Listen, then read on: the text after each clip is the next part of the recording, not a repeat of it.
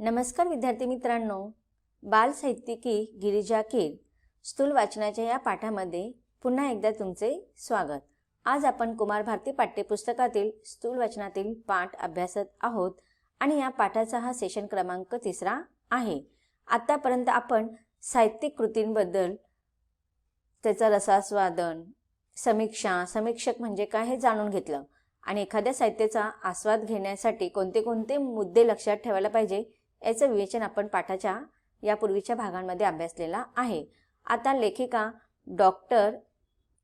आपण डॉक्टर विजया वाड या लेखिकांच्या द्वारे बाल साहित्यिकी गिरिजा कीर यांच्या काही साहित्यिक कृतींचा संक्षिप्त आढावा प्रत्यक्ष पाठाच्या माध्यमातून अभ्यासूया। लेखिका म्हणतात की आज मी गिरिजा कीर यांच्या बाल साहित्याबाबत लिहिणार आहे। विपुल साहित्य निर्मिती करूनही गिरिजाबाईंच्या लेखनात तोचपणा, दोष अभावाने आढळत नाही, हेच त्यांचे सर्वात मोठे यश आहे।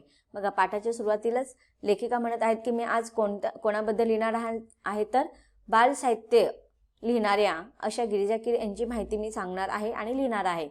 तर त्यांच्या साहित्यामधील सर्वात मोठे यश म्हणजे की बघा, एखादी गोष्ट आपल्याला जर एखादी कविता लिहायला सांगितली आणि ती कविता आपल्याला काही सुचत नाही, एकच कविता आपण लिहून झाल्यानंतर असं आपल्याला वाटतं की चला आपल्याकडे काव्यमन आलं, पण आपल्याला काय करतो, तोच शब्द हिरून फिरून आपण वापरत असतो किंवा तोचपणा आपल्या त्या लेखनामध्ये येत असतो।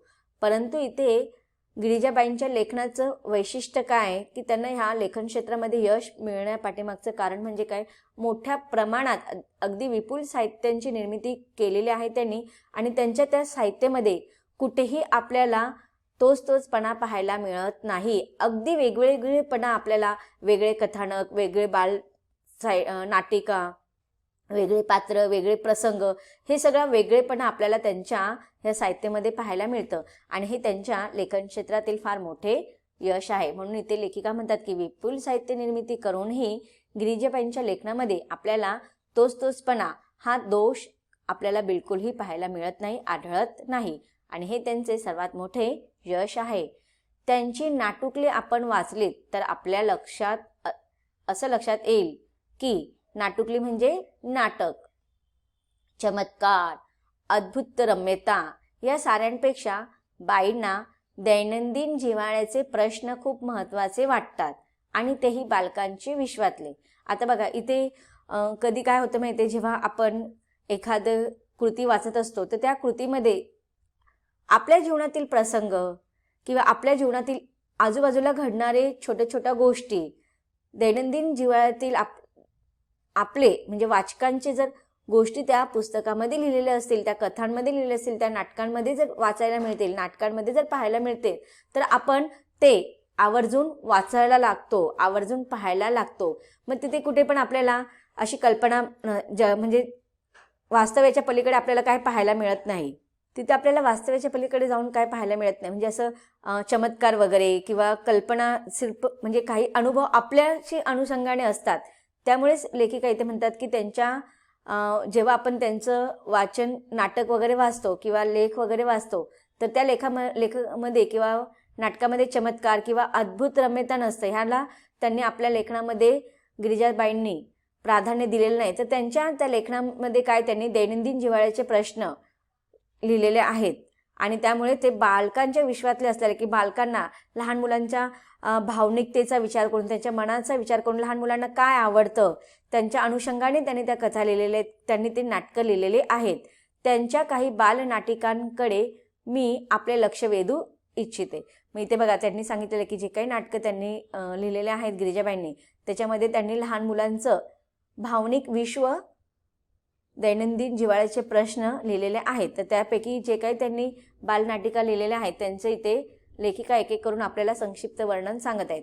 तर पहिला आहे, इटुकली पिटुकली नाटुकली या संचात आमच्या आपल्या गप्पा टप्पा, चला खेळू नाटक, साळुंकीची कहाणी, ए गेले गेले या बालनाटिका 9 ते 12 या वयोगटांसाठी आहेत। तर इथे बघा, लेखिका सांगत आहेत की गिरिजाबाईंनी जे काही लहान मुलांसाठी बालनाटक लिहिलेले आहेत तर त्यापैकी आहेत इटुकली पिटुकली नाटुकली यांच्या संचामध्ये वेगळे वेगळे आहेत. ते कोणते? आमच्या आपल्या गप्पा टप्पा, चला खेळू नाटक नाटक, साळुंकीची कहाणी आणि ए गेले गेले.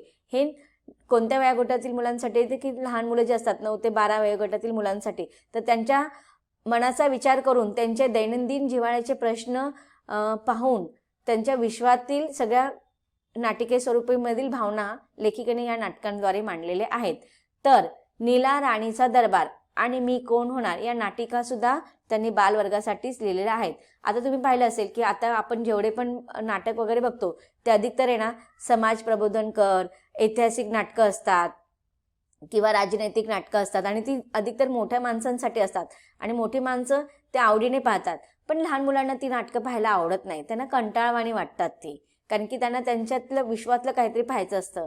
आणि म्हणून इथे लेखकाने सगळ्यात तो त्यांच्या लेखनाचा जो मुख्य विषय जो आहे ना तो बालवर्ग त्यांनी ठेवलेला आहे, की जेणेकरून लहान मुलांना आवर्जून ह्या गोष्टी पाहायला मिळाव्यात आणि त्यांना त्या गोष्टी आवडाव्यात. आता एक मध्यंतरीच बघा ना, लहान मुलांचं एक नाटक आलं होतं. त्या नाटकाचं नाव तुम्हाला आठवून ठेवायचं आहे, नंतर मी तुम्हाला विचारणार आहे. वैभव मांगले वगैरे त्याच्यामध्ये होते. हां, अगदी बरोबर, आठवा, नंतर मी तुम्हाला विचारते. तर मला बालवर्गासाठी असलेल्या बालनाटिकांचे विशेष महत्त्व वाटते, कारण हा प्रांत पूर्णतया दुर्लक्षित असा आहे. तर इथे लेखिकेने काय सांगितलेले की डॉक्टर विजया वाढे म्हणतात की बालवर्गांसाठी किंवा लहान मुलांसाठी कार्यक्रम लिहिणे, नाटक लिहिणे, गोष्ट लिहिणं, पुस्तक लिहिणं, ह्या सगळ्या गोष्टींकडे लेखकांचं आणि साहित्यकारांचं लक्ष गेलेलं नाही. हा पूर्णतया भाग जो आहे ना तो लेखकांकडून दुर्लक्षित झालेला आहे. पण हेच गिरिजा कीर यांनी त्यांच्या लेखनशैलीचे वैशिष्ट्य मानलेलं आहे, कारण की हा प्रांत जो दुर्लक्षित होता तो प्रांत लेखिका गिरिजा कीर यांनी निवडला आणि त्याच्यामध्ये त्या यशस्वी पण ठरल्या. पुण्याच्या रजनी परांजपे या वयोगटासाठी साधी सोपी जोडाक्षरे विरहित पुस्तके प्रकल्प म्हणून तयार करून घेतात. त्यांच्या या स्तुत्य प्रयत्नाला गिरिजाबाईंची ही बालनाटके साथच देतात. आता बघा, अधिकतर जे काही लेखन साहित्य जे असतं ते अधिकतर मोठ्या लोकांसाठी असतं. पण अशाच इथे अजून एक उदाहरण ते देतात की पुण्यामध्ये असलेल्या रजनी परांजपे यांनी लहान मुलांच्या वयोगटाचा विचार करून की ज्या मुलांना वाचनामध्ये प्रावीण्य मिळावं त्याच्यासाठी त्यांनी काय केलेले, साधी सोपी अशी जोडाक्षरं नसलेली पुस्तके प्रकल्प तयार केलेले आहेत की ते मुलांनी ते वाचावं वगैरे. मग एकदम अवघड शब्दरचना किंवा अवघड अशी भाषाशैली नसते आणि त्यांनाच रजनी परांजपेने जे काही स्तुत्य प्रयत्न केलेले आहेत त्यांच्याबरोबरच त्यांना साथ देणारी दुसरी साहित्यकार म्हणजेच गिरिजाबाईंची ही बालनाटके. पुढे लेखिका म्हणत आहे की मला विशेष आवडलेल्या एका बालनाटिकेचा उल्लेख करते. नाव आहे एक अर्ज आहे बाप्पा. आता बघा, जेव्हा तुम्ही हे छोटे छोटे नाटकांचं वर्णन इथे पाहणार आहात, वाचणार आहात, तर हे जेव्हा नाटकांचे वर्णन वाचल्यानंतर तुम्हाला त्या नाटकांचं कथानक कळेल तेव्हा तुम्हाला सुद्धा इच्छा होणार आहे की हे नाटक आपल्याला वाचायला तरी मिळावं किंवा पाहायला तरी मिळावं. पाहायला जरी नाही मिळालं तर तुम्ही आवर्जून हे नाटकं वाचण्याचा प्रयत्न करायचा आहे. बघा, आता टायटल शीर्षकावरनंच आपल्याला असं वाटतं की एक अर्ज आहे बाप्पा. बाप्पा म्हणजे देव, ईश्वर की नाही, गणपती बाप्पा, आणि त्याला अर्ज केलेला आहे. अर्ज म्हणजेच काय, त्याला पत्र लिहिलेलं आहे आणि हे कोणी लिहिलेलं आहे, लहान मुलांनी लिहिलेलं आहे. आता याच्यामध्ये बघा काय सांगितलेलं आहे, सुजाता आणि सदानंद यांच्या घरात घडणारी ही गोष्ट आहे. घरातली मोठी माणसं बाहेर गेले आहेत आणि अशा वेळी छोटी मुलं महत्त्वाचा विचारविनिमय करत आहेत. आता बघा ना, प्रत्येक कुटुंबामध्ये आई वडिलांचं असं एक वेगळंच विश्व असतं की नाही, आपल्या पालकांचं एक वेगळं विश्व असतं आणि ह्या पालकांच्या या विश्वामध्ये ना त्यांच्या या धकाधकीच्या जीवनामध्ये आपल्या पाल्याच्या मानसिकतेकडे, त्यांच्या भावनांकडे त्यांचं कळत नकळत दुर्लक्ष होत असतात आणि त्यांच्या मुलांचंही त्यांच्याकडनं काही अपेक्षा असतील, त्यांच्याकडनं काही हट्ट त्यांना पुरवून घ्यायचे असतील, त्यांना त्यांची पण काहीतरी मागणी असेल, हे पालकांच्या लक्षातच येत नाहीत. आणि अशीच ही एक कथानक या एक अर्ज आहे बाप्पा याच्यामध्ये लेखिका गिरिजा कौर यांनी मांडलेलं आहे की घरातली मोठी माणसं बाहेर जातात आणि त्यावेळेस घरातली ही छोटी मुलं एकत्र येतात आणि महत्त्वाचा ते विचारविनिमय करत असतात. मुलांसाठी कोणता प्रश्न इतका निकडीचा असतो तर आई, बाबा, शेजारी या मोठ्यांचं बॉसिंग त्यांना सहन होत नाही. आता बघा, मुलांना नेहमी पाहत असतात की आई वडील आणि त्यांचे शेजारी वगैरे एकत्र येऊन याची चहाडी कर, त्याची चाडी कर, हे म्हणजे ते बॉसिंग करत असतात. आई वडील तू उठ, इथे बस, तिथे बस, असा अभ्यास कर, तसा अभ्यास कर, आता खेळू नको, आता TV बघू नको, आता अभ्यास कर, नंतर असं कर. ह्या अशा प्रकारचे आई वडील मुलांवरती आणि शेजारी पण खेळायला गेल्यावरती लगेच आता आमची झोपायची वेळ झाली, कशाला खेळायला येतात, असे अनेक प्रकारचे तक्रारी किंवा बॉसिंग मुलांवरती करत असतात आणि हे मुलांना ते सहन होत नाही. पण मग हे सांगणार कोणाला?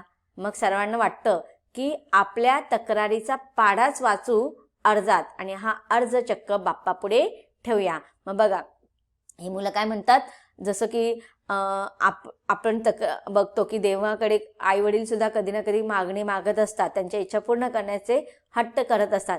मग ते मुलं सुद्धा विचार करतात की बाप्पा कोण आहे, विघ्नहर्ता आहे की नाही, सगळ्यांचे दुःख तो दूर करतो, मग आपले पण तो दुःख, आपल्या पण ह्या सगळ्या गोष्टी तो दूर करेल. आणि मग म्हणून ते मुलं काय ठरवतात, एक मोठा अर्ज लिहायचा ठरवतात आणि त्या अर्जामध्ये सगळ्या तक्रारी ते लिहितात आणि त्या अर्ज तो चक्क ते मुलं बाप्पाच्या पुढे ठेवण्याचा निर्णय घेतात.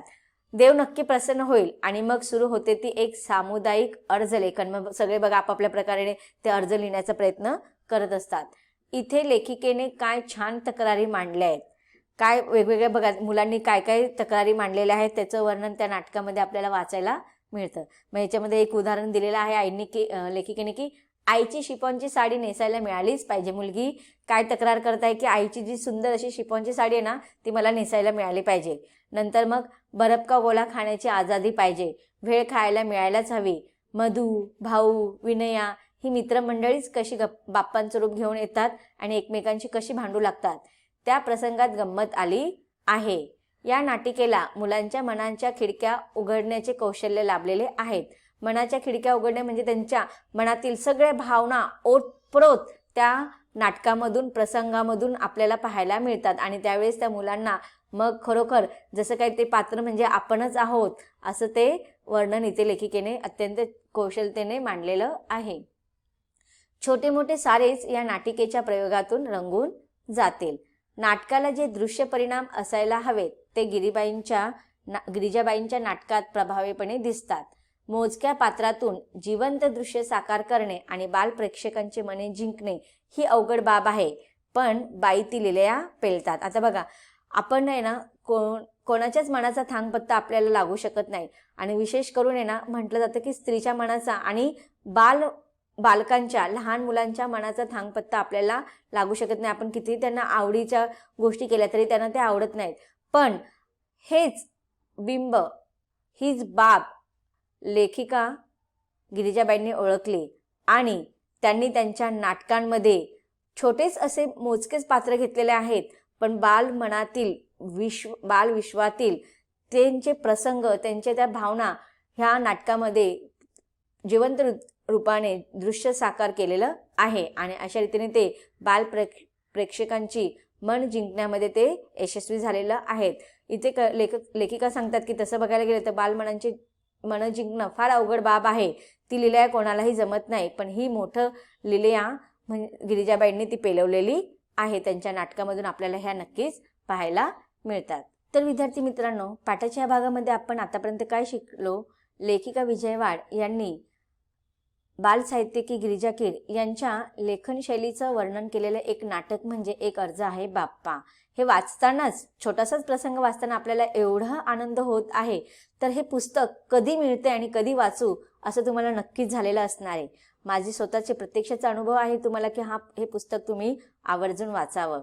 आता पाठाच्या पुढे लेखिकेने अजून कोणत्या कोणत्या नाटकांचं आणि त्यांच्या साहित्यकृतींचं वर्णन केलेलं आहे आपण पाठाच्या पुढील भागामध्ये अभ्यासणार आहोत. धन्यवाद.